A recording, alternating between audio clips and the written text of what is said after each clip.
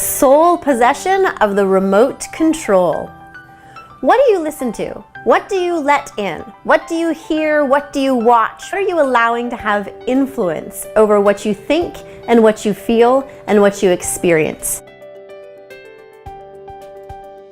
I'm a music person in a very big way. Music always seems to be playing in the background as kind of like the theme for what's happening at that time in my life. What kind of music do you listen to? We all seem to have pump-up music that we like to listen to when we want to do a workout or go to the gym or something like that. But other times in your life, what music do you have playing in the background? And what is it saying? What's its message? Is it music that makes you feel good? Is it music that makes you feel something different? Just important to notice.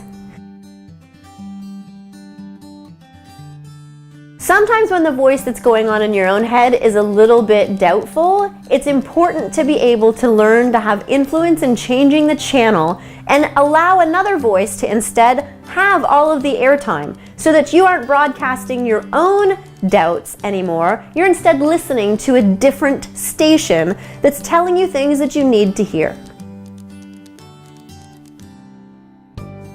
The same with other people's voices. When you need to stay in a place where you're completely on your game, it is absolutely like having terrorists around you if you have people that are going to speak to you in a negative way. I want you to imagine you're driving in your car and you're driving listening to the radio. There's no, other device that's plugged in that has a playlist. You're listening to the radio and there's a great song on and you're having a great time, and then all of a sudden you kind of go through one of those radio station change zones, and what comes on next on the radio is the worst music ever that you've ever heard in your life. It's like an assaulting, terrible kind of music. What do? Do you listen to it? No, you immediately change it. There's no thought that gets put into it. There's no, there's no guilt, there's no risk, there's no anything. You immediately reach out and change the channel. It's instantaneous. We have to be that diligent as well whenever there's a negative voice that pops up inside of our own head. We have to be that diligent when we know that we don't have the positive voice in the moment and recognize that. There's no judgment in it, but simply let another broadcaster who does take over the airtime so that you can listen to something that's going to make you feel the way that you want to feel. Just consider how much time when you're online are you spending time watching social news feeds, and how are you feeling when that's happening? Is it making you feel good? Is it making you feel worse? Perhaps as opposed to scrolling through the news feed, you make a commitment to yourself that when you go online, you're going to go and post a couple of things on a couple of different people's places because you're going to go and visit with your friends. But you're not going to spend any time sitting there watching the ticker tape of the news feed go by if historically it hasn't made you feel good. We all have devices today, multiple ones in the most part. Do they live on you all the time? Is the indicator on? Do they make sounds? Are they set on silence? It's up to you to decide what's right for you, but just deal with your devices. Does your device stress you out? Does the constant notification stress you out? And what kind of ringtone do you have? Is your ringtone one that's soothing, or is your ringtone one that's, a little bit angry?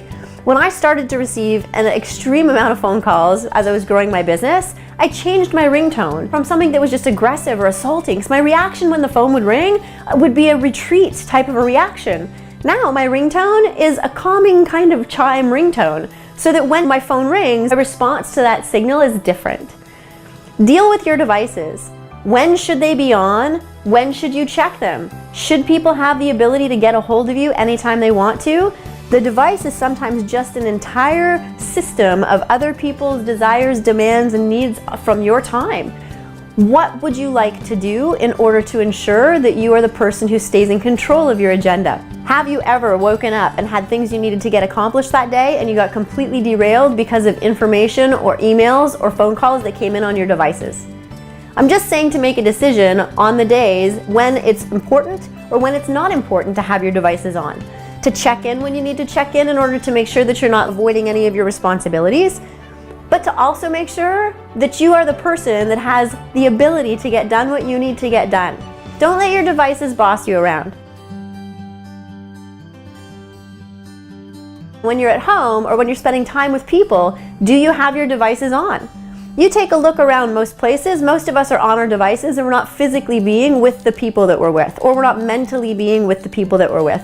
Presence doesn't just mean physically there. Being present with other people means put your devices away.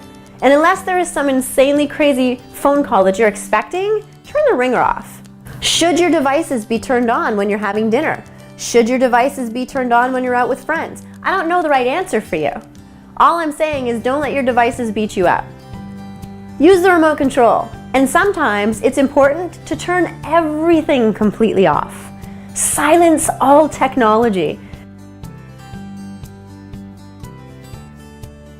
When was the last time that you spent an entire afternoon or an entire day with no technology at all? Nobody could find you. Nobody could get a hold of you. You had the entire day to just be on your own and do whatever you wanted to do. Very important for most of us to turn off the remote control and schedule a day. Let people know in advance, on this particular day, I will be unavailable. And that's all you need to tell them. Pay attention. Know what's right for you. Know what you're listening to. Know what you're letting in. Pay attention to how it's making you feel. And change the channel with intention.